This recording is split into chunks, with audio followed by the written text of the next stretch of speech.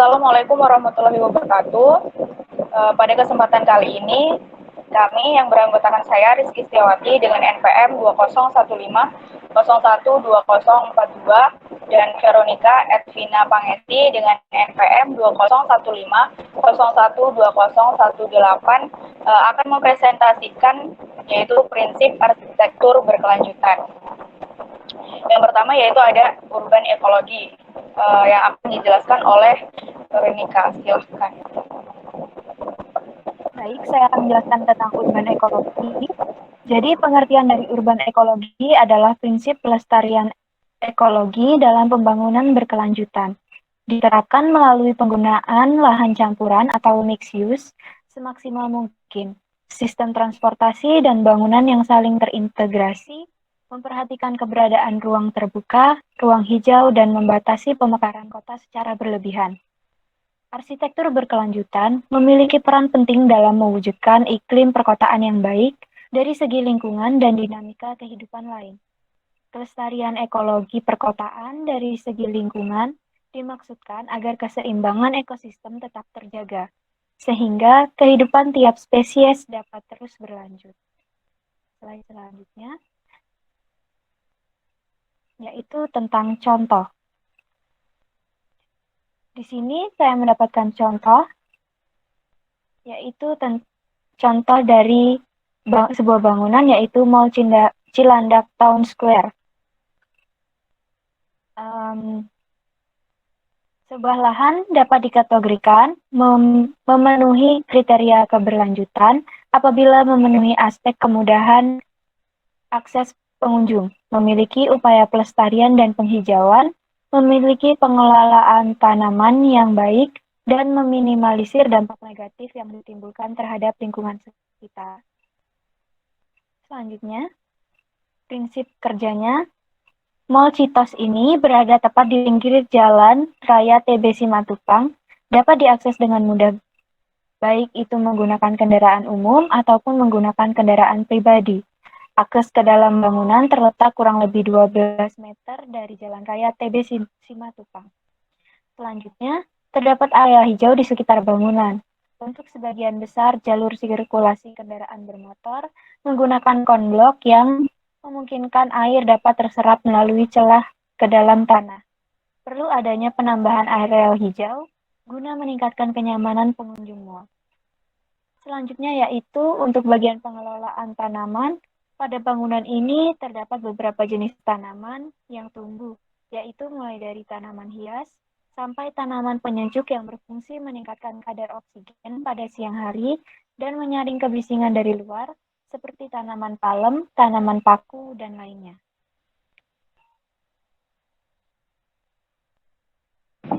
Yang kedua yaitu energi strategi. Energi strategi merupakan studi yang membahas mengenai penggunaan energi terbarukan dan perencanaan pasif bangunan dengan tujuan efisiensi dan penghematan energi serta mencapai bangunan berkelanjutan. Salah satu cara yang dapat dilakukan untuk mencapai tujuan di atas yaitu dengan mengamati bahan bakar fosil oleh sumber energi terbarukan.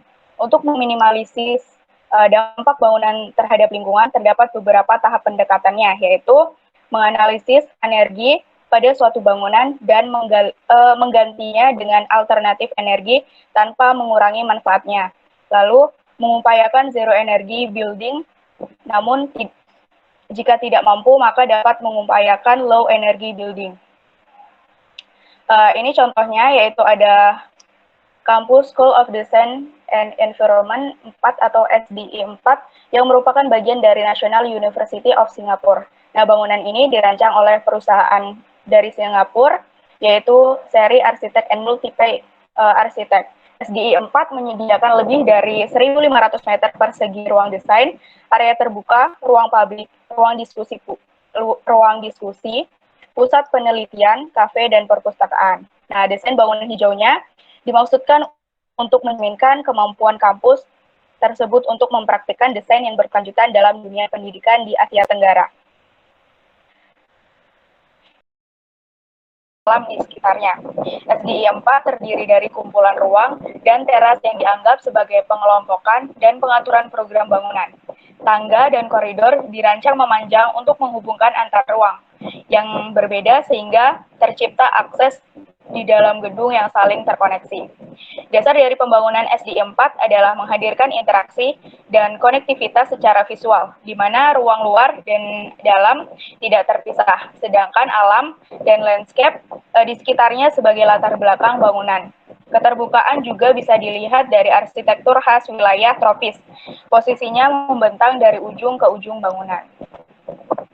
Nah, hubungan erat antar bangunan dan alam sekitarnya ditekankan melalui integrasi sejumlah ruang yang terbuka di luar, tetapi masih di bawah atap, sekaligus melindungi taman dan pepohonan yang tumbuh di sana. Kebun merupakan bagian penting dari pelajaran secara ekologis dan pedagogis bagi para mahasiswa SDI 4. Alam bisa membantu memurnikan limpasan air dari atap, dan hal itu memberikan pelajaran tentang pengelolaan air. Bangunan kampus ini terbuat dari material beton, baja, dan kaca yang digunakan dalam keadaan mentah dengan tujuan menerapkan prinsip-prinsip biofilik atau desain yang berhubungan dengan alam.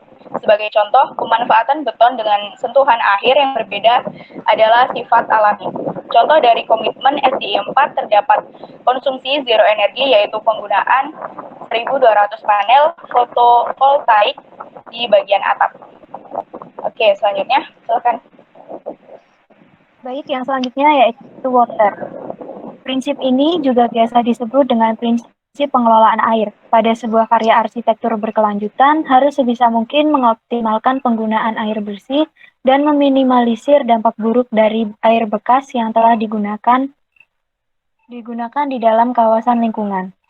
Di dalam arsitektur berkelanjutan memiliki kriteria khusus dalam manajemen air, yaitu water efficiency atau efisiensi penggunaan air atau hemat air, water sufficiency atau kecukupan air, water substitution atau penggantian air, water use, recycle, and harvesting atau penggunaan kembali, pendaur ulangan, dan permanenan air untuk memenuhi kebutuhan kawasan. Sumber air dapat diperoleh dari PDAM, sumur gali, ataupun sumur bor.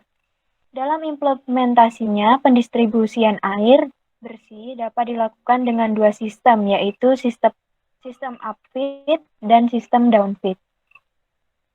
Selanjutnya, yaitu contohnya di sini ada contoh yang saya ambil dari Mall Beach Walk, yaitu di Kuta Bali. Perancangnya yaitu Envirotech. Selanjutnya yaitu prinsip kerja. Prinsip kerja berkelanjutan yang dilakukan adalah dengan usaha penampungan air hujan melalui gutter atau selokan yang mengelilingi bangunan. Air mengalir mengikuti kemiringan gutter mengelilingi bangunan, meredam panasnya matahari pada saat bergerak ke barat, kemudian air dialirkan ke kolam-kolam hidup, membentuk ekosistem baru dalam lingkungan binaan manusia. Air yang tidak mengandung kaporit dapat mengundang kehidupan baru yang berlangsung dalam lingkungan buatan. Kolam hidup merupakan nilai penting dalam arsitektur berkelanjutan. Seandainya air yang berada di kolam hidup dan yang mengelilingi bangunan ini adalah hasil filter dari limbah air kamar mandi hotel, ini adalah proses daur ulang yang dianjurkan dalam lingkungan berkelanjutan. Yang keempat yaitu wasta. Wasta yang dimaksud dalam prinsip arsitektur berkelanjutan yaitu zero wasta.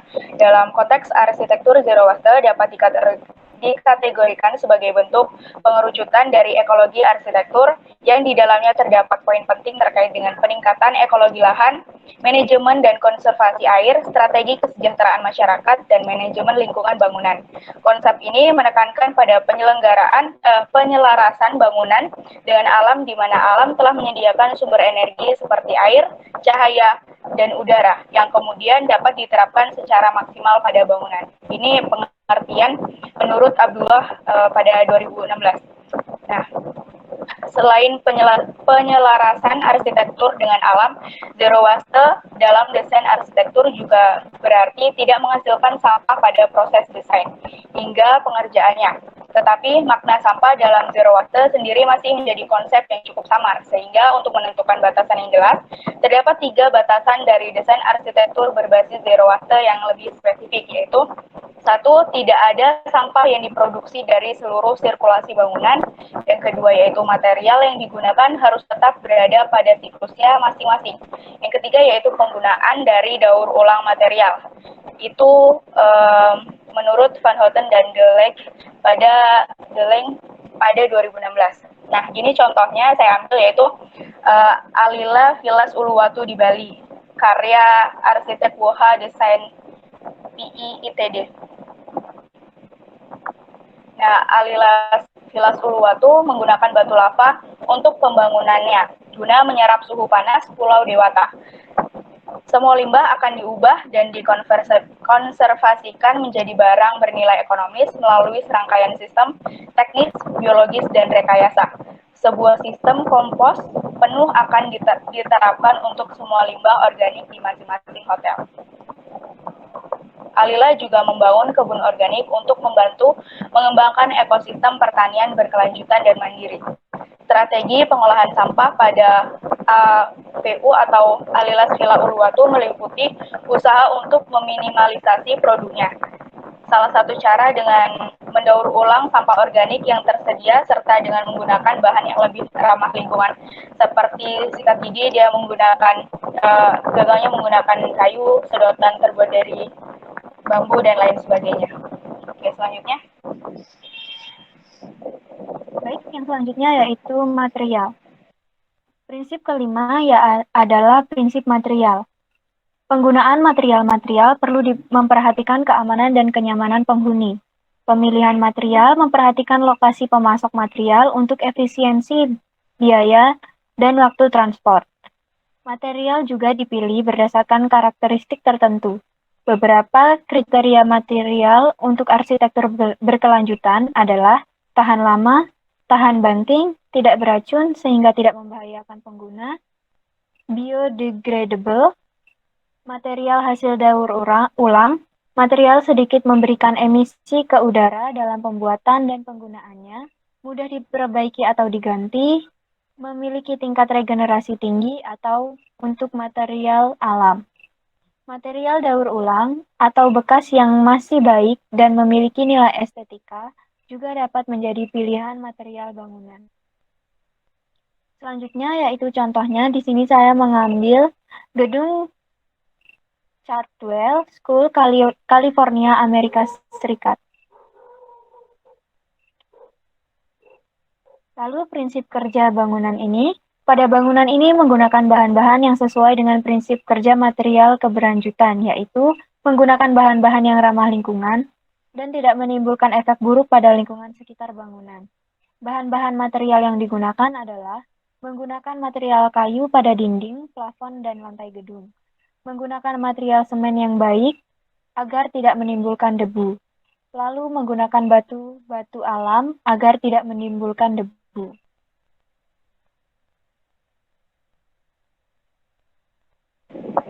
Yang keenam yaitu community and network. Istilah network sering digunakan untuk menggambarkan subdivisi dari suatu perkotaan atau desa. Orang-orang tinggal bersebelahan atau berdekatan satu sama lain dalam suatu daerah dan komunitas yang memiliki beberapa karakteristik fisik atau sosial tentu yang membedakan mereka dari permukaan lain. Itu menurut Breck 2010. Community and network atau komunitas dalam lingkungan merupakan suatu kelompok yang berada dalam lingkungan yang mengajak banyak orang menimbulkan rasa ingin memiliki terhadap lingkungan agar menjaga lingkungan tetap bersih, aman, bebas polusi, lestari, dan berkelanjutan. Prinsip komunitas dalam lingkungan menekankan pada aspek sosial masyarakat penghuni kawasan. Hal ini diwujudkan dengan memberi ruang dan agenda kegiatan komunitas untuk menjaga interaksi serta meningkatkan kualitas hidup penghuni kawasan. Ini contohnya, gambar di atas yaitu rencana lahan di Northwest Crossing, yaitu di Oregon, USA. Nah, prinsip-prinsip desainnya diambil dari konsep lingkungan tua Oregon yaitu band yang di mana memiliki masyarakat sehat dan lingkungan layak huni. Konsep perancangannya lebih mengarah kepada konsep Sustainable Network Unit karena sangat terkait dengan prinsip-prinsip green sehingga dapat menjadi percontohan dari lingkungan yang sehat dan layak huni. Setiap rumah di Northwest Crossing dituntut sesuai dengan Earth Advantage Certificate yang merupakan program yang membahas isu-isu bangunan hijau seperti efisiensi energi, daur ulang bahan bangunan, landscape, dan air, dan kualitas udara dalam ruang. Nah, Northwest Crossing memiliki luas sedikit di bawah 5.000 area atau 500 area atau 202 hektar yang memiliki beragam jenis rumah dengan campuran gaya arsitektur dengan ketersediaan jalan, terjangkaunya fasilitas bisnis, 2 sekolah, dan area yang dipisahkan untuk menyediakan lapangan pekerjaan dalam komunitas. Dalam lingkungan ini tersedia fasilitas rekreasi seperti taman publik yang sangat luas dan kebun komunitas dengan pemandangan yang terhubung oleh jalur pejalan kaki. Oke, selanjutnya. Yang selanjutnya yaitu ekonomi strategi. Strategi ekonomi yang dimaksud adalah dukungan terhadap usaha kecil dan menengah maupun mewujudkan usaha berbasis komunitas di dalam kawasan. Model ekonomi seperti ini akan meningkatkan tingkat perekonomian penghuni sekaligus nilai kawasan. Karya yang dengan pendekatan arsitektur berkelanjutan hendaknya memiliki upaya menggalakkan dan menanamkan prinsip-prinsip ekonomi. Usaha kecil untuk meningkatkan taraf hidup penghuni. Karya tersebut harus dapat mendorong penghuni untuk swasembada meningkatkan perekonomian maupun sekedar memenuhi kebutuhan mereka. Selanjutnya yaitu contohnya di sini saya mengambil Jianmu Tower yaitu di Shenzhen, China dengan arsiteknya yaitu Carlo Ratti Asosiasi atau CRA. Bangunan menara ini memungkinkan penyewa untuk mengolah, menanam, dan menikmati sayuran dan buah-buahan secara langsung. Pada bangunan ini menyuguhkan taman hidroponik di dalamnya. Hasil dari tanaman hidroponik di menara ini sangatlah melimpah, sehingga dapat memenuhi kebutuhan pangan sampai 40.000 orang per tahun. Taman dalam interior bangunan ini juga dapat membuat suasana lebih alami. Selain itu, taman ini juga efektif untuk mengurangi radiasi matahari dan konsumsi pendingin ruangan atau AC. Selanjutnya yaitu kultur innovation. Kultur innovation berhubungan dengan pemeliharaan keyakinan budaya, praktik budaya, konservasi warisan dan budaya. Kultur atau budaya didefinisikan sebagai seperangkat keyakinan, moral, metode, dan kumpulan pengetahuan manusia yang bergantung pada transmisi karakteristik kepada generasi muda. Nah, pemeliharaan keanekaragaman budaya akan membuat pengetahuan terhadap tradisi berbagai masyarakat dapat lebih dimengerti. Budaya adalah mesin penggerak dari banyak proses pembangunan dan memiliki dampak pada kewirausahaan, teknologi baru, serta pariwisata. Budaya akan membawa kreativitas, inovasi bagi ekonomi. Budaya akan merangkul dimensi lingkungan karena ia menjelaskan identitas dan membangkitkan kepedulian pada tanggung jawab terhadap lingkungan. Nah, ini contohnya yaitu Masjid Raya Sumatera Barat. Nah, denah masjid ini berbentuk persegi yang lancip di mana di 4 penjurunya mengingatkan pada bentang kain ketika 4 kabilah suku Quraisy di Mekah berbagi kehormatan memindahkan batu Hajar Aswad. Nah, bentuk sudut lancip mewakili atap bergonjong pada rumah adat Minangkabau, rumah gadang. Jadi, memasukkan unsur budaya dalam sebuah bangunan itu yang dimaksud dengan kultur innovation. Selanjutnya. Yang selanjutnya yaitu operational management. Desain karya dengan pendekatan arsitektur berkelanjutan perlu memikirkan operasi pemeliharaan dari sistem dan teknologi yang digunakan pada bangunan dan kawasan. Hal ini perlu dilakukan agar sistem-sistem tersebut dapat beroperasi secara optimal untuk menunjang fungsinya. Sistem tersebut meliputi sistem utilitas, sistem kelistrikan, sistem pengolahan limbah, sistem pengelolaan sampah, dan lain sebagainya. Manajemen operasional diperlukan pada pemeliharaan kawasan serta mengkoordinir berbagai kegiatan dalam kawasan. Hal ini juga erat kaitannya dengan keberlangsungan bangunan dalam kawasan. Selanjutnya yaitu contohnya di sini saya mengambil contoh yaitu Spazio di Surabaya. Arsiteknya yaitu PTI Arsitek. Merupakan bangunan 9 lantai yang berdiri dari ground floor yang disewakan untuk tenan food and beverage serta retail. Lantai 2-7 untuk area kantor yang disewakan. Lantai 8 untuk kantor bagi operasional perusahaan intiland. Dan lantai basement untuk area parkir dan servis. Selanjutnya, prinsip kerjanya. Pada bangunan ini terdapat sensor karbon dioksida atau CO2 dan asap di dalam ruang-ruang kantornya. Yang kedua yaitu untuk penghawaan secara maksimal, mengupayakan penghawaan alami ke dalam bangunan dengan menempatkan taman terbuka di balkon lantai 8. Selanjutnya, untuk mengurangi kebisingan dari luar dan dalam, dari pihak penyewa tenan sendiri menggunakan glass wall 25 mm sebagai material pelapis partisi ruangan.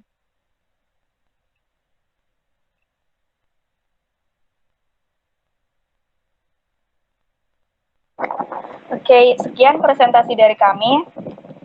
Apabila terdapat kesalahan, kami mohon maaf. Sesi selanjutnya yaitu tanya jawab. Kami membuka 2 slot pertanyaan. Jika ada yang ingin bertanya, dipersilahkan.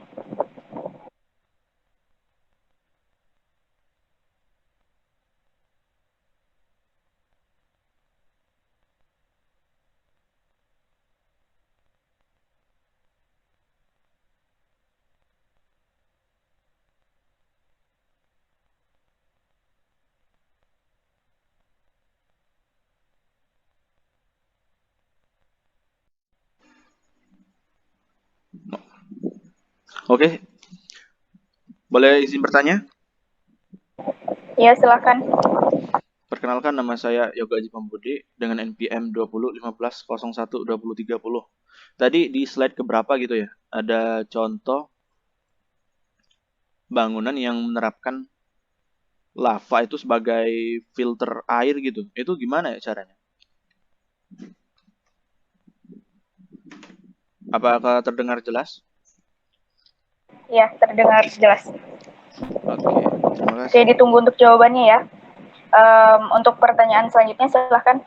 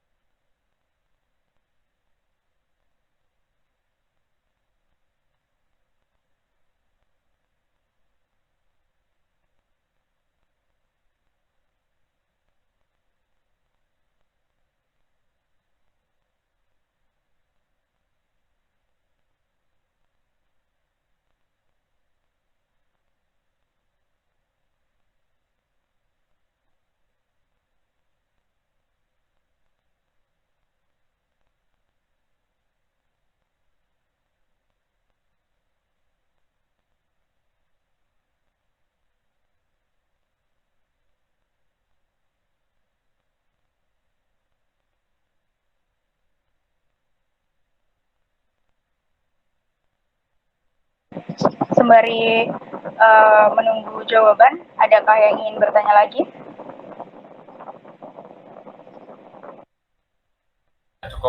Cukup.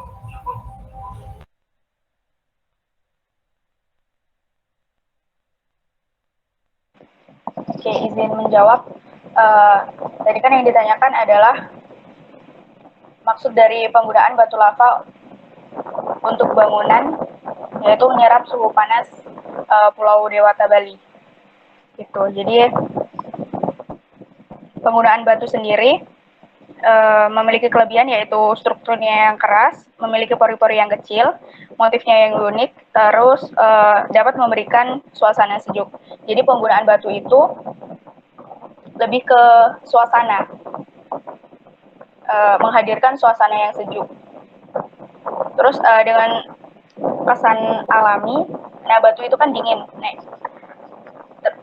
penyerapan panasnya juga saya rasa kurang. Jadi dia penggunaan batu tersebut bisa menghadirkan lah gitu suasana sejuk itu tadi. Mohon maaf apabila jawabannya kurang jelas. Adakah yang ingin menanggapi? Dipersilahkan.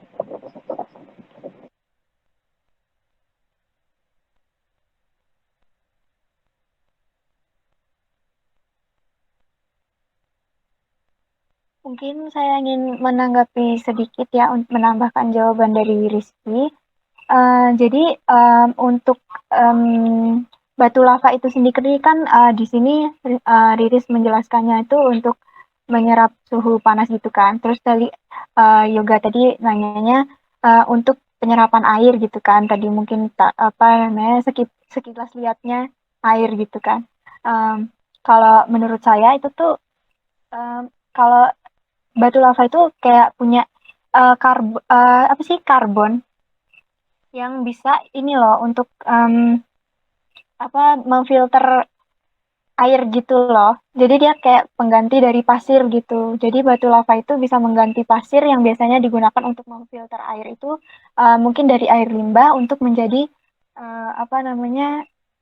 air yang mungkin masih bisa digunakan atau air yang mungkin limbahnya tidak terlalu banyak gitu, zat-zat yang terkandung itu bisa terserap gitu. Mungkin gitu sih. Kita jadi lari ke biologi ya. Oke, terima kasih.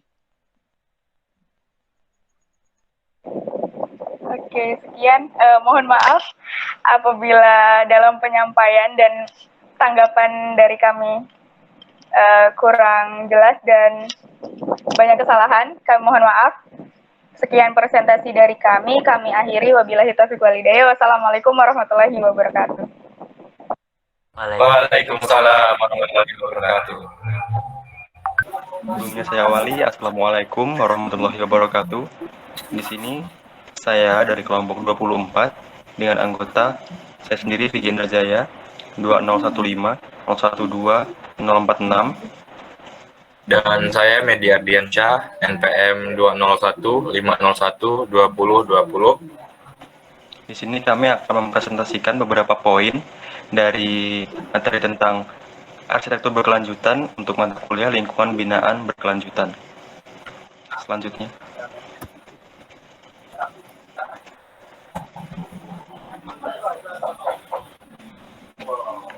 Untuk poin pertama yaitu adalah urban ekologi.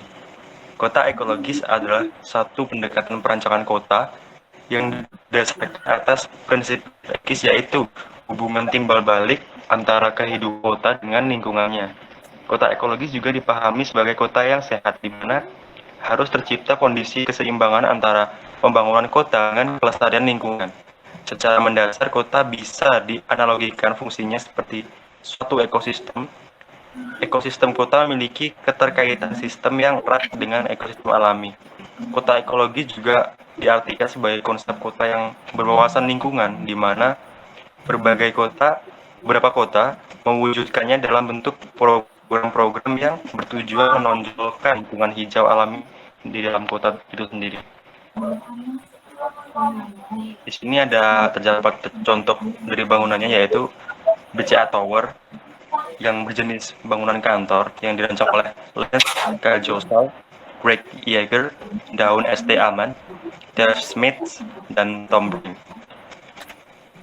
Selanjutnya, di sini adalah penampakan dari DCA Tower yang mana pada area dia menonjolkan untuk area penghijauan di bagian rooftop dari bangunan ini sendiri, dan menara BCA ini adalah sebuah gedung pencakar langit di Jalan MH Tamrin, Jakarta Pusat, Indonesia, yang menjulang setinggi 230 meter atau sekitar 750 kaki.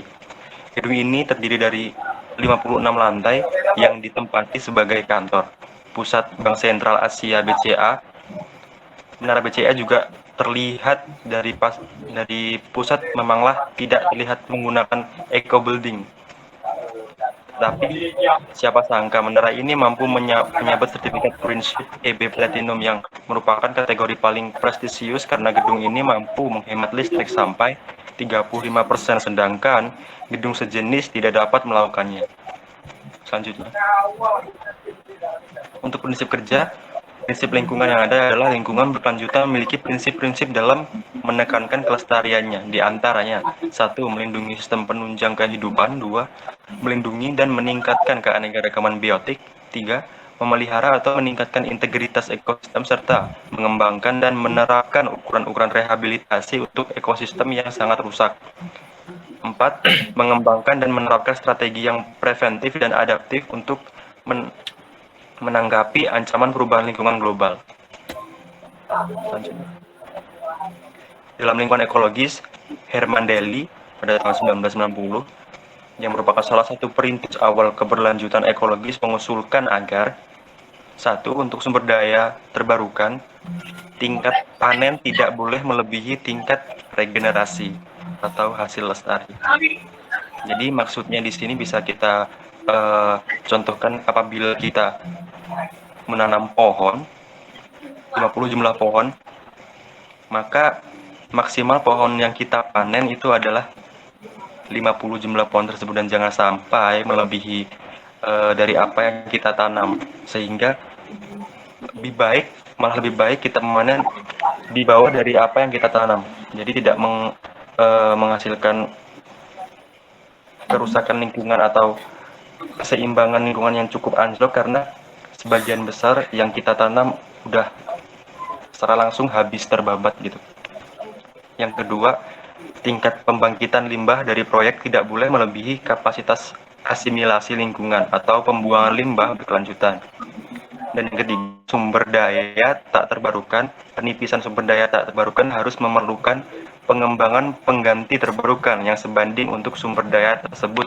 Jadi misalkan seperti sumber daya kayak kita tahu untuk minyak bumi atau aspal gitu kan, itu kan kita tahu itu terbuat dari fosil. Nah, kita nggak tahu nih sampai kapan fosil ini ada di muka bumi ini, dan kalau suatu saat ini udah habis, nah kita harus ada penggantinya untuk mengganti aspal dan minyak ini segala macamnya dari teknologi yang terbarukan tersebut. Selanjutnya, nah untuk material ini akan disampaikan oleh rekan saya, adalah Yai Medi, silakan. Baik, selanjutnya yaitu material. Di sini material adalah salah satu faktor yang sangat penting dalam sebuah bangunan, karena dengan pemilihan bangunan yang tepat dan berkualitas dapat membuat bangunan menjadi lebih kuat dan tahan lama dalam jangka waktu yang lama. Green material adalah bahan-bahan material yang dipakai mengandung aspek ramah lingkungan yang mampu memberikan kontribusi di dalam rangka mencapai bangunan ramah lingkungan. Contoh bangunannya yaitu microlibrary jenis perpustakaan yang dirancang oleh Bapak Ridwan Kamil. Di sini microlibrary merupakan sebuah bangunan perpustakaan kecil dengan 2 lantai yang berada di Bandung. Keunikan dari bangunan ini ialah bahan bangunan yang digunakan merupakan limbah dari ember es krim sebanyak 2.000 buah yang membentuk pola binar, yang berarti buku jendela dunia. Dengan menggunakan ember es krim untuk bahan bangunan, ini merupakan salah satu usaha yang dilakukan untuk mewujudkan green building dengan menggunakan green material. Dalam prinsipnya, green material mencakup aspek seperti mampu mendukung konservasi energi, mampu mendukung konservasi penghematan air, kandungan zat emisi yang lebih minimal, memberikan kontribusi dalam menciptakan kualitas dalam ruang yang sehat, memberikan kontribusi terhadap kemampuan menciptakan bangunan ramah lingkungan dan kesehatan dengan zat tambahan sehingga mempunyai kekuatan ramah lingkungan di antaranya seperti nanoteknologi, microfiber, self-cleaning material, antimikrobial, antifungus, low FOC, fire retardant, moisture resistant, antibakterial, atau silver lonization. Selanjutnya yaitu water. Water yaitu merupakan senyawa paling penting bagi kehidupan di muka bumi. Air mampu memberikan kehidupan bagi seluruh ekosistem alam yang ada di bumi. Dengan rumus kimia H2O yang setiap molekulnya mengandung satu oksigen dan dua atom hidrogen yang menyatu dalam satu ikatan kovalen. Seperti berikut ini. Nah, water yang dimaksud dalam konteks perancangan arsitektur yaitu pengolahan perancangan yang baik dan mampu mengolah keberadaan air atau bahkan mampu menjadikan area bangunan yang mampu menampung air sehingga kebutuhan air dalam sebuah bangunan dapat terpenuhi, sekalipun dalam keadaan yang mengakibatkan sulit air seperti kemarau.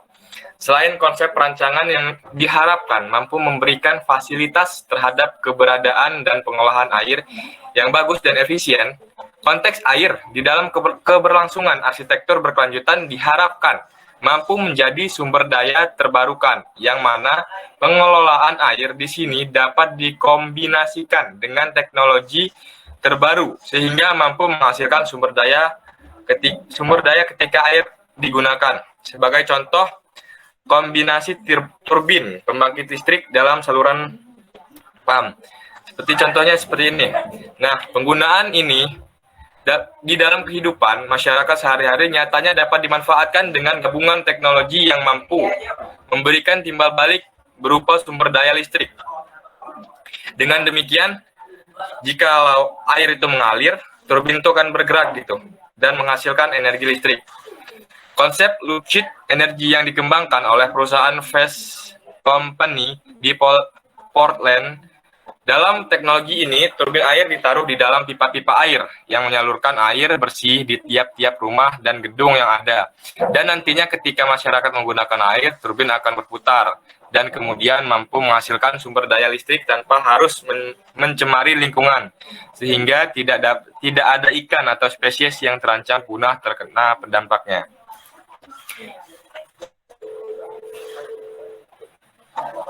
Selanjutnya akan dijelaskan oleh teman saya, Vicky.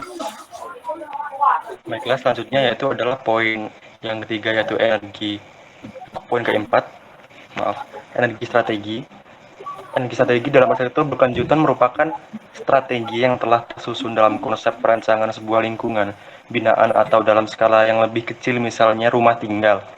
Dalam pemanfaatan energi yang ada dalam konteks energi strategi sustainable building, konteks ini mencakup pemanfaatan dan strategi dalam menggunakan energi yang ada atau bahkan strategi untuk membangun sebuah lingkungan yang mampu membangun energi yang dibutuhkan secara mandiri, misalnya seperti energi listrik.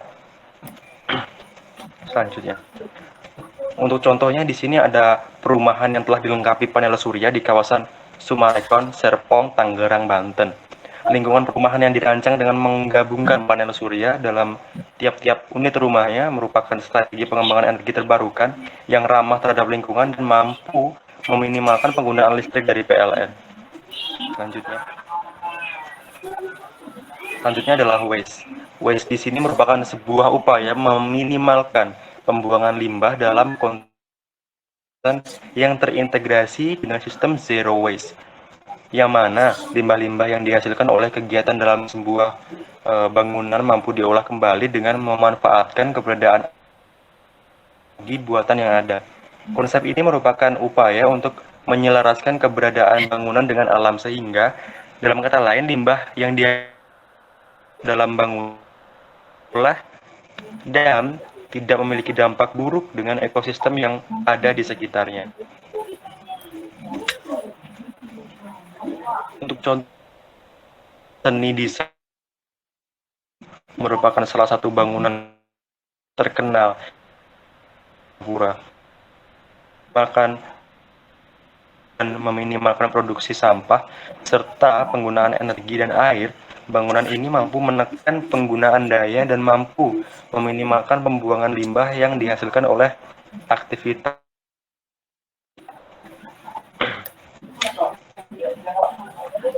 Selanjutnya adalah Gedung Wisma Barito Pasifik atau WBP, merupakan satu-satunya gedung perkantoran yang mampu meraih penghargaan Jakarta Less Waste Building Initiative tahun 2019 untuk kategori building sebagai satu-satunya gedung terbaik dengan menerapkan sistem zero waste to landfill yang didukung oleh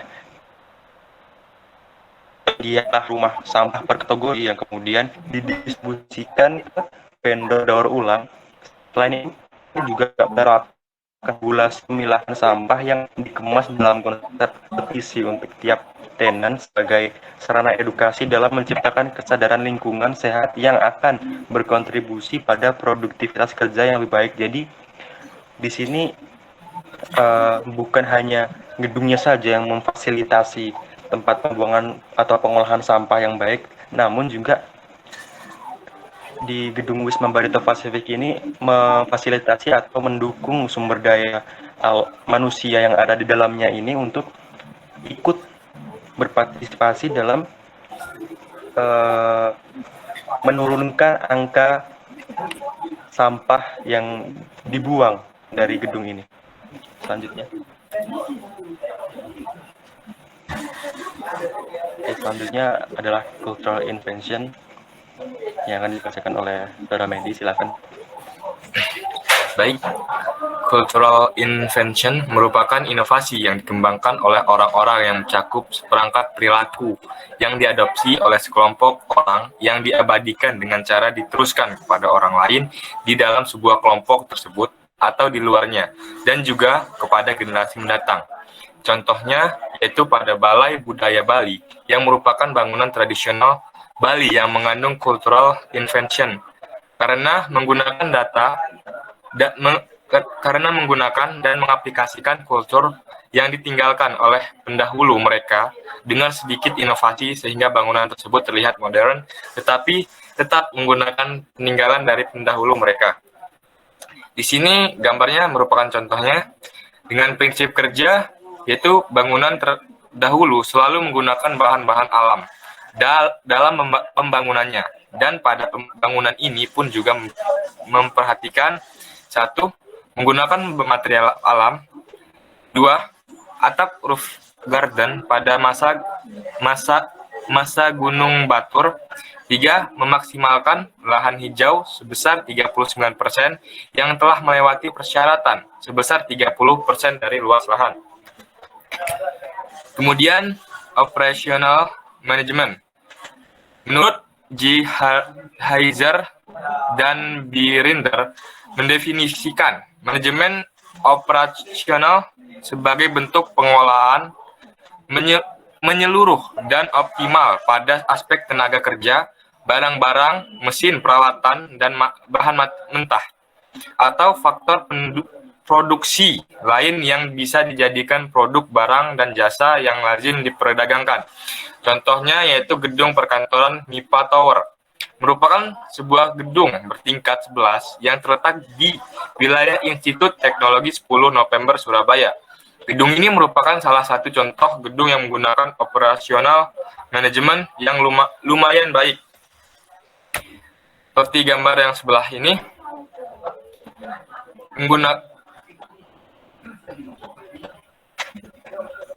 menggunakan prinsip seperti economical, profitable, atau secara ekonomi memungkinkan untuk dilakukan dan mempunyai keuntungan. Socially acceptable, di mana secara sosial metode atau cara dalam menangani masalah lingkungan dapat diterima di lingkungan masyarakat sekitar wilayah yang bermasalah. Kemudian environmentally sustainable, yaitu ditinjau dari aspek lingkungan, metode, atau cara penyelesaian permasalahan lingkungan tidak merugikan keadaan alam sekitar dan manusia saat ini dan pada masa yang akan datang. Kemudian technological manageability, yaitu dari sisi teknologi yang digunakan dapat diadaptasi, mudah digunakan, dan mudah dikelola. Selanjutnya akan dibacakan oleh teman saya, Vicky. Oke, baiklah.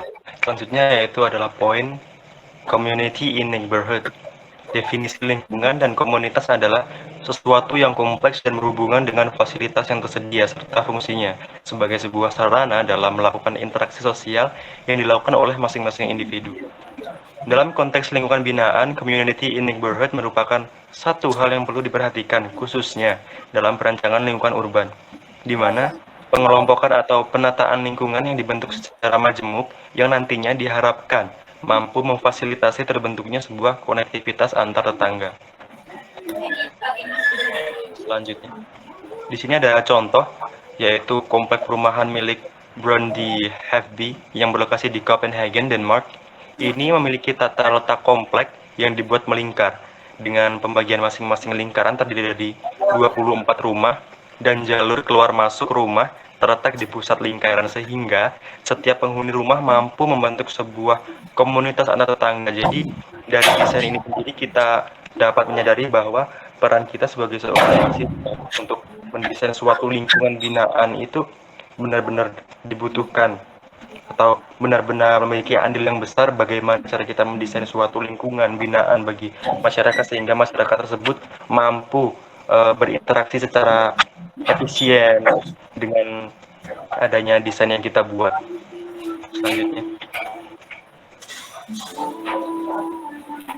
Selanjutnya yaitu ekonomi strategi.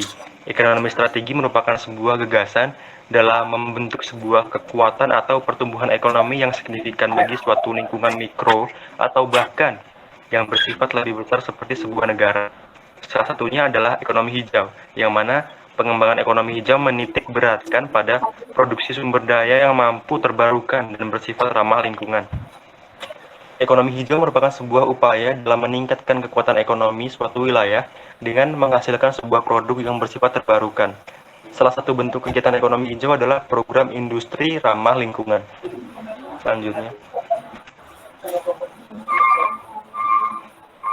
Nah, untuk contoh di sini ada PT Jababeka Tbk yang didirikan pada tahun 1989 dan merupakan perusahaan pengembang kawasan industri terbuka pertama di Indonesia yang tercatat di Bursa Efek Jakarta dan Surabaya sejak tahun 1994 dan merupakan salah satu kawasan industri hijau yang mampu meminimalisir pembuangan limbah yang dapat merusak lingkungan dan dengan pengembangan energi terbarukan yang memanfaatkan alam dan mampu mengembangkan sebuah area urban yang terintegrasi dengan pemeliharaan lingkungan. Jadi di balik pengembangan industri yang ada, PT Jababeka ini tetap mampu untuk berdampingan dengan alam yang ada. Jadi tidak merusak alam sama sekali dan juga limbah-limbahnya pun tidak merusak lingkungan sekitar yang ada.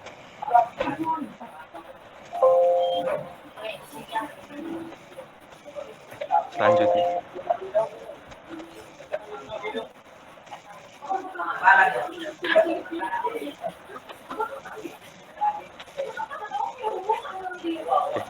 Sepertinya ini slide terakhir dari kelompok kami, kelompok 24. Nah, di sini kami membuka 2 sesi pertanyaan pada kelompok lain. Jika ada yang ingin ditanyakan bisa ditanyakan kepada kami. Saya persilakan.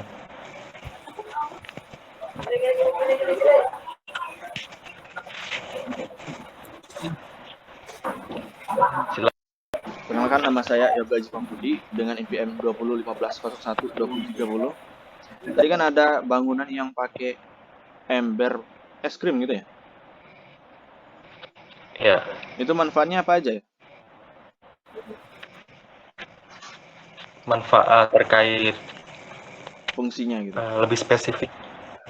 Tentang apanya itu? Manfaat apanya? Fungsinya gitu loh.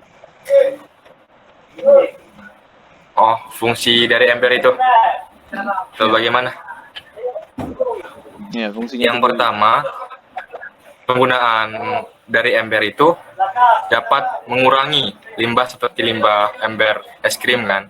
Jadinya tidak mencemari lingkungan dan kemudian dapat memaksimalkan cahaya masuk dari luar dan mengurangi tenaga listrik yang dipakai gitu. Untuk menghidupkan lampu agar menjadi penerang di dalam ruangan seperti itu. Oke. Untuk menambahkan lagi manfaatnya adalah untuk menggunakan ember es krim selain untuk mengurangi limbah ember es krim atau limbah plastik yang ada di lingkungan tersebut, juga bangunan-bangunan semacam ini seperti kita tahu bahwa Bapak Ridwan Kamil juga menggunakan botol sebagai bahan dasar untuk membuat rumah botol itu sendiri. Ini menjadi suatu contoh bagi masyarakat atau arsitek-arsitek lainnya bahwasanya sebuah bangunan itu nggak hanya tentang material yang mahal, material yang bisa dibilang tidak terbarukan atau material yang bukan recycle.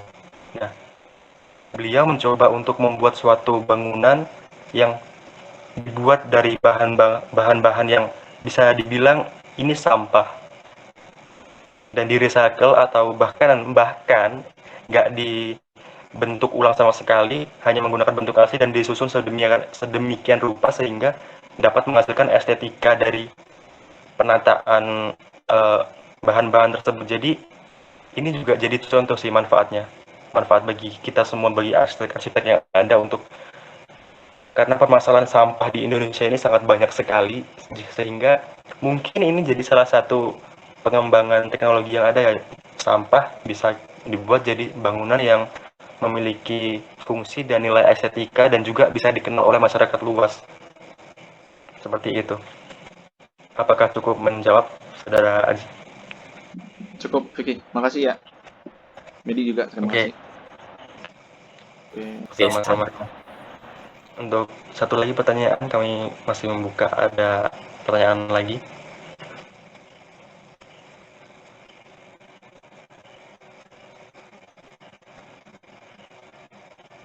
Oke, cukup sepertinya ya.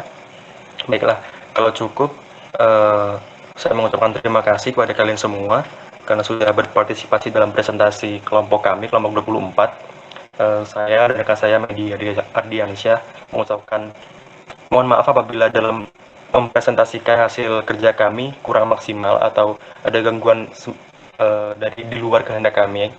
Kami mohon maaf dan sekali lagi terima kasih dan saya akhiri. Wassalamualaikum warahmatullahi wabarakatuh. Selamat malam semuanya.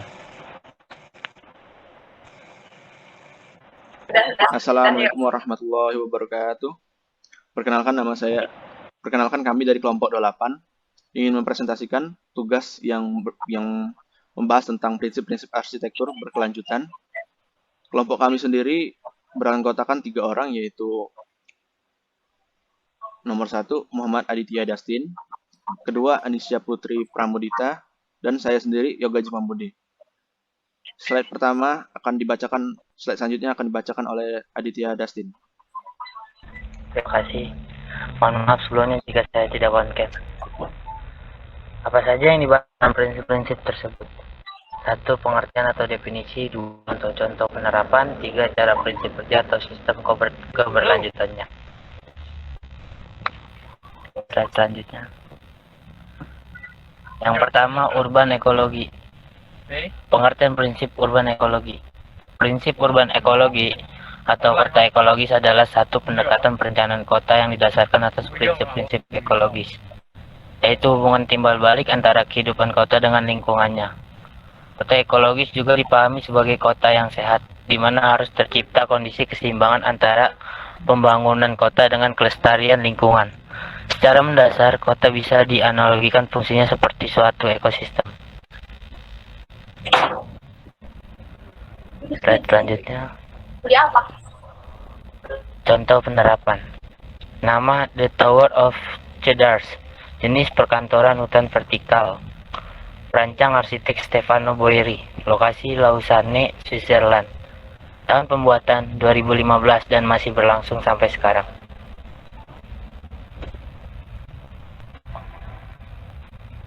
C. Cara prinsip kerja atau sistem keberlanjutannya. Selain 100 pohon cedar, 6.000 semak, dan 18.000 tanaman juga akan berkontribusi pada permukaan hijau seluas sekitar 3.000 meter persegi.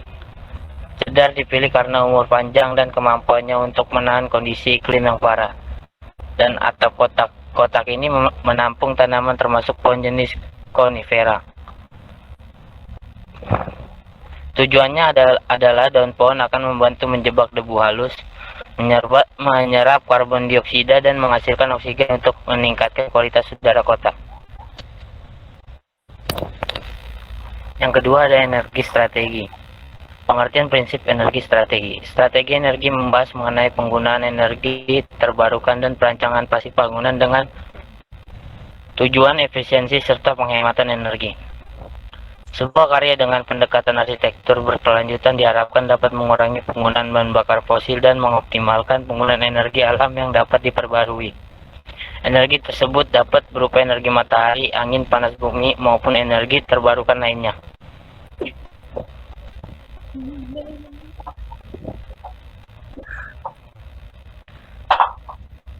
Contoh penerapannya. Nama gedung utama Kementerian PU, jenis perkantoran, perancang jasa konstruksi, lokasi Jakarta Selatan, Indonesia, tahun pembuatan 2010.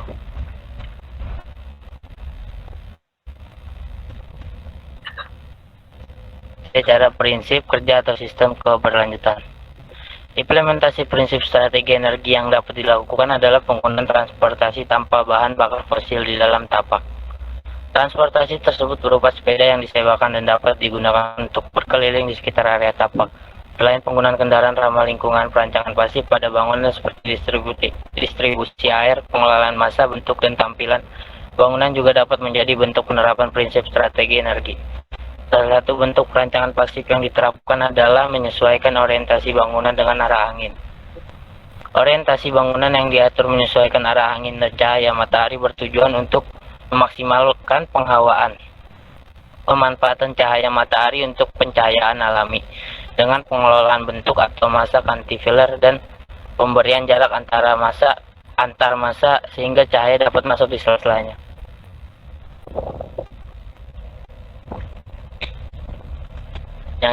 Yang ketiga ada water. Pengertian water. Water adalah prinsip pengelolaan air sebagai mana mestinya dalam karya arsitektur berkelanjutan harus mengoptimalkan penggunaan air bersih dan meminimalisir dampak buruk air bekas yang telah digunakan bagi kawasan lingkungan.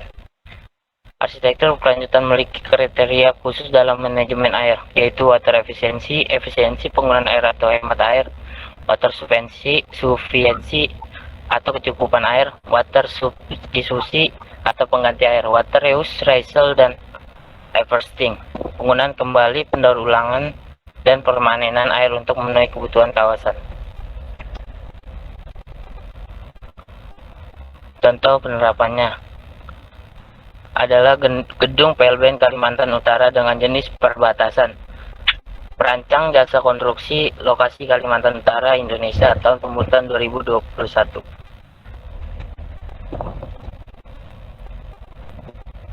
Cara prinsip kerja atau sistem keberlanjutannya. Selain pengelolaan air bersih, konservasi air dan penggunaan kembali serta water treatment yang efisien juga diperlukan. Hal ini dilakukan dengan penampungan air hujan dan pembuatan sustainable urban drainase dengan pemanfaatan grass block untuk area parkir dan pembuatan biopori di area kawasan untuk memaksimalkan penyerapan air ke dalam tanah. Dan saya kembalikan ke moderator.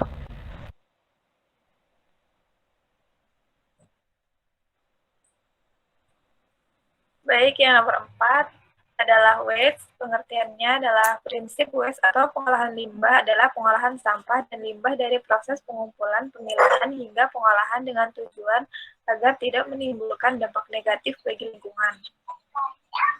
Contoh penerapannya, pengolahan air limbah PT SIER atau Surabaya. Jenisnya adalah bangunan pengolah air limbah yang berlokasi di Jalan Rumput Industri Raya Nomor 10, Lumput Tengah, Kecamatan Gunung Anyar, Kota Surabaya, Jawa Timur. Prinsip kerjanya, proses pengolahan air limbah di IPAL PT SIER adalah pengolahan air limbah yang berasal dari industri, baik limbah domestik maupun limbah industri dengan menggunakan activated sludge atau lumpur aktif yang berfungsi sebagai pengurai dalam proses pengolahan air limbah secara biologi. Untuk proses pengolahan air limbah yang dibuang menuju IPAL PT SIER dibagi menjadi 11 unit proses antara lain bak kontrol, sistem saluran air limbah, sumur pengumpul, bak pengendap pertama atau primary settling tank, parit oksidasi atau oxidation ditch, bak pembagi lumpur atau distribution box, bak pengendap kedua atau secondary clarifier, kolam indikator, bak pembuang terakhir atau effluent tank, dan bak pengering lumpur atau sludge drying bed. Masing-masing proses tersebut memiliki fungsi tertentu dan membantu berjalannya proses pengolahan limbah industri sehingga aman untuk dibuang ke lingkungan. Air yang keluar dari IPAL PT SIER memiliki standar air limbah yang keluar dari sistem pengolahan air limbah yang harus dipenuhi oleh IPAL PT SIER menurut Peraturan Gubernur Jawa Timur Nomor 72 Tahun 2013 sehingga aman dibuang ke sungai, yaitu Sungai Tambak Oso. Selanjutnya yang kelima adalah material. Pengertiannya, prinsip material berisi tentang kriteria pemilihan material meliputi asal, ketahanan, tingkat ramah lingkungan, kemudahan perakitan, dan kriteria lainnya. Penggunaan material-material perlu memperhatikan keamanan dan kenyamanan penghuni. Pemilihan material memperhatikan lokasi pemasok material untuk efisiensi biaya dan waktu transport. Material juga dipilih berdasarkan karakteristik tertentu. Contoh penerapannya yaitu upcycle house, yang jenisnya adalah tempat tinggal yang dirancang oleh Lendeger Architects. Lokasinya di Nyborg, Denmark, tahun 2013. Prinsip kerjanya, beberapa kriteria material untuk arsitektur berkelanjutan adalah tahan lama, tahan banting, tidak beracun, sehingga tidak membahayakan pengguna. Biodegradable, material hasil daur ulang, material sedikit memberikan emisi ke udara dalam pembuatan dan penggunaannya, mudah diperbaiki atau diganti, memiliki tingkat regenerasi tinggi untuk material alam. Bangunan tersebut tidak hanya menggunakan kayu daur ulang untuk bingkai dan botol kaca, serta koran untuk insulasinya, tetapi juga menggabungkan jendela, batu bata, bilah, dan reng yang direklamasi. Juga atapnya yang merupakan atap yang terbuat dari botol bir aluminium daur ulang. Yang keenam adalah community in neighborhood. Community in neighborhood adalah sebuah prinsip kawasan yang memiliki komunitas yang melakukan kegiatan selain bertempat tinggal. Upaya tersebut merupakan kegiatan yang bertujuan untuk menjaga lingkungan di sekitar kawasan berkelanjutan, seperti penanaman pohon, membersihkan lingkungan, pengolahan limbah di lingkungan. Contoh bangunannya adalah Bosco Vertical, jenisnya adalah apartemen, perancangnya adalah Stefano Puri, Giovanni Lavara, dan Gianandrea Barreca. Lokasinya di Milano, Italia, yang berdiri pada tahun 2014.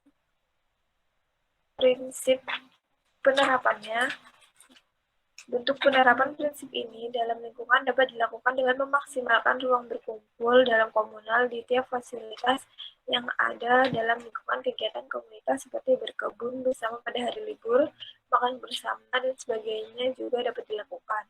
Proses produksi pangan dalam kawasan juga sebisa mungkin melibatkan penghuni kawasan dalam prosesnya sehingga proses pemberdayaan komunitas dapat berlangsung secara optimal. Selanjutnya akan dijelaskan oleh Yoga. Perkenalkan, nama saya Yoga Haji Pembudi dengan NPM 2015012030. Baiklah, saya akan membahas prinsip ketujuh, yaitu ekonomi strategi. Yang dimaksud dengan prinsip strategi ekonomi adalah dukungan terhadap usaha kecil dan menengah, maupun mewujudkan usaha berbasis komunitas di dalam kawasan. Model ekonomi seperti ini akan meningkatkan tingkat perekonomian penghuni sekaligus nilai kawasan. Karya dengan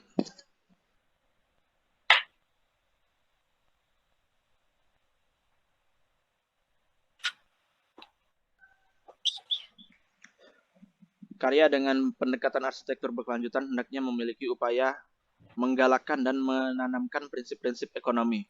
Usaha kecil untuk meningkatkan taraf hidup penghuni. Karya tersebut harus dapat mendorong penghuni untuk swasembada meningkatkan perekonomian maupun sekedar memenuhi kebutuhan mereka. Next.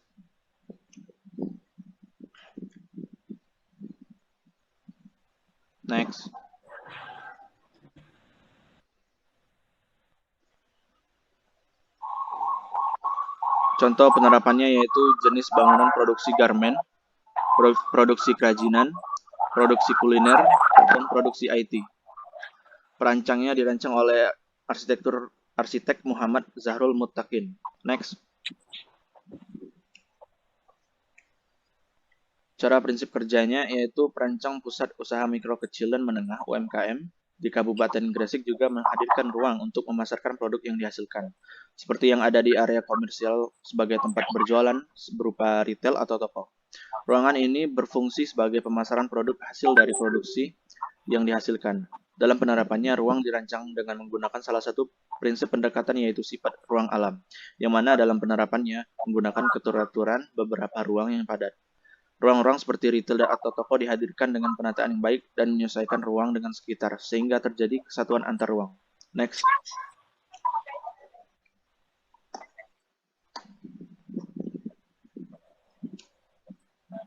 Culture intervention, yaitu prinsip pelestarian budaya adalah upaya membentuk identitas kawasan dengan adanya adat istiadat, kegiatan maupun komoditi tertentu dalam kawasan.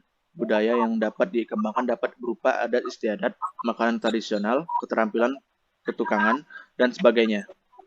Budaya juga dapat berupa kegiatan dalam spirit tertentu yang kemudian diteruskan ke generasi-generasi selanjutnya, sehingga tercipta budaya yang berkelanjutan. Next. Contoh penerapannya, yaitu gedung wayang orang Sriwedari.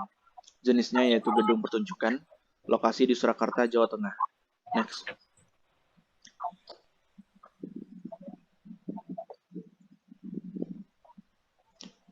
Cara prinsip kerjanya yaitu gedung wayang orang tersebut merupakan sebuah gedung tempat pementasan kesenian wayang. Orang rutin dilakukan dengan sehingga terlestarikannya kesenian wayang orang.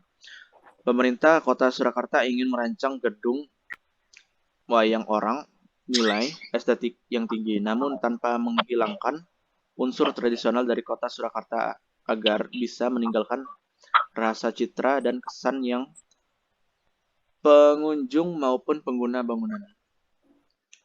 Next. 9, yaitu operasional manajemen. Desain karya dengan pendekatan arsitektur berkelanjutan perlu memikirkan operasi pemeliharaan dari sistem dan teknologi yang digunakan pada bangunan ataupun kawasan. Hal ini perlu dilakukan agar sistem-sistem tersebut dapat beroperasi secara optimal untuk menunjang fungsinya. Sistem tersebut meliputi sistem utilitas, sistem kelistrikan, sistem pengolahan limbah, sistem pengolahan sampah, dan lain sebagainya. Manajemen operasional diperlukan pada pemeliharaan kawasan serta mengkoordinir berbagai kegiatan dalam kawasan. Hal ini juga erat kaitannya dengan keberlangsungan bangunan dan kawasan. Next. Contoh penerapannya yaitu bangunan squeeze center. Jenisnya adalah Central Business District. Dirancang oleh arsitek Kohn Pedersen Fox Associates. Berdiri tahun 2018. Next.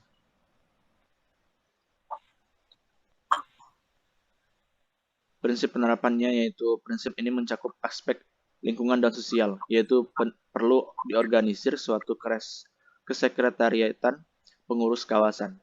Bangunan ini berhasil mengorganisir penggunaan listrik dan air sehingga menghasilkan penghematan energi listrik hingga 28,12%, sedangkan pemanfaatan air Sequest Center berhasil menghemat hingga 28,26%.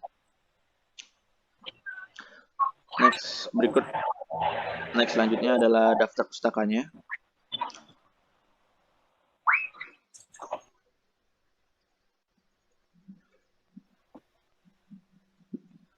Oke, terima kasih. Sekian dari kelompok kami. Apakah ada yang ingin bertanya? Kami membuka 2 pertanyaan, 1 sampai 2 pertanyaan. Silakan. Izin bertanya kepada kelompok 28 ya.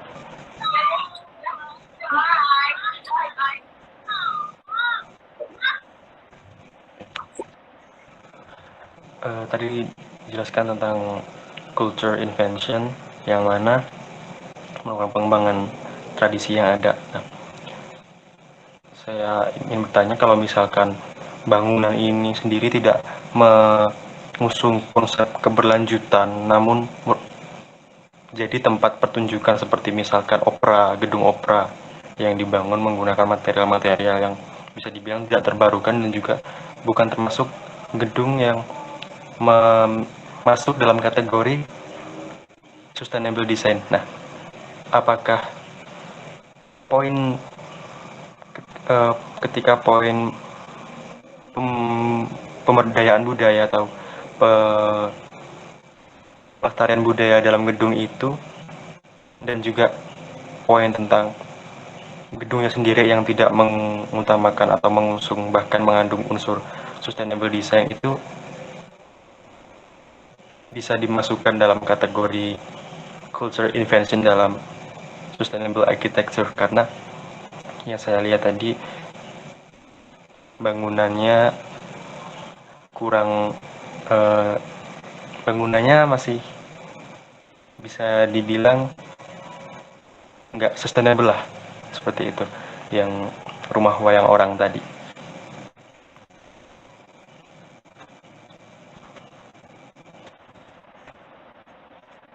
Oke, terima kasih.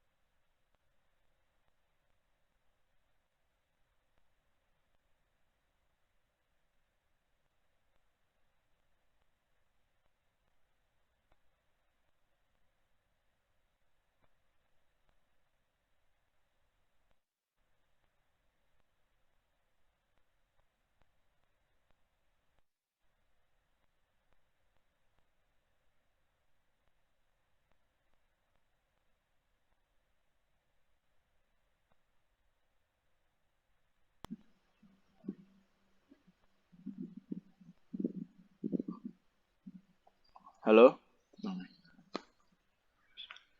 Ya. Kalau menurut saya, Anissa bisa tunjukin slide-nya nggak? Slide ke berapa gitu? Slide ke berapa ini? Bentar ya, Vicky ya.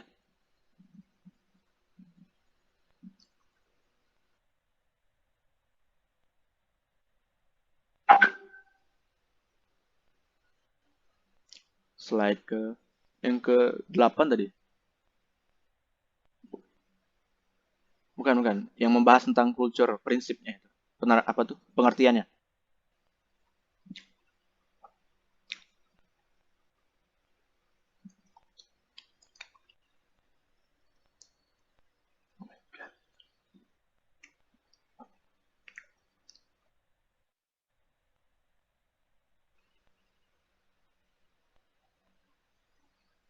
Kan di pengertiannya, prinsip pelestarian budaya adalah upaya membentuk identitas kawasan dengan adanya adat istiadat, kegiatannya maupun komoditi tertentu pada dalam kawasan. Nah, di bangunannya itu, yaitu Gedung Wayang Orang Sriwedari, itu kan mementaskan seni wayang gitu ya. Nah, dengan kegiatan tersebut, itu masuk aja di pengertiannya. Tapi kalau bangunannya itu berkelanjutan itu kurang sustain ya kata kamu ya, Vicky ya. Ya. Kalau masalah itu, mungkin karena ini bangunan sejarah, kalau terdapat renovasi yang besar-besaran gitu, itu takutnya merubah apa ya itu ya? Merubah bangunan tersebut bukan lagi bangunan sejarah gitu. Jadi dengan kata lain, kebaikan Indonesia yang dalam konteks penampil gedung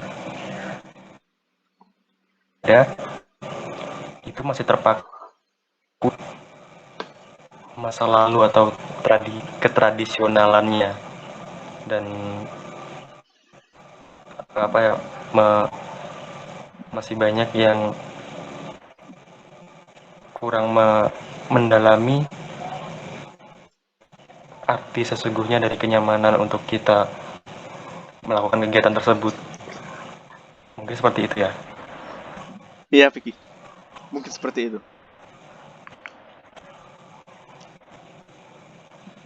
Oke, baik. Terima kasih jawabannya, Sama-sama, Vicky. Aji.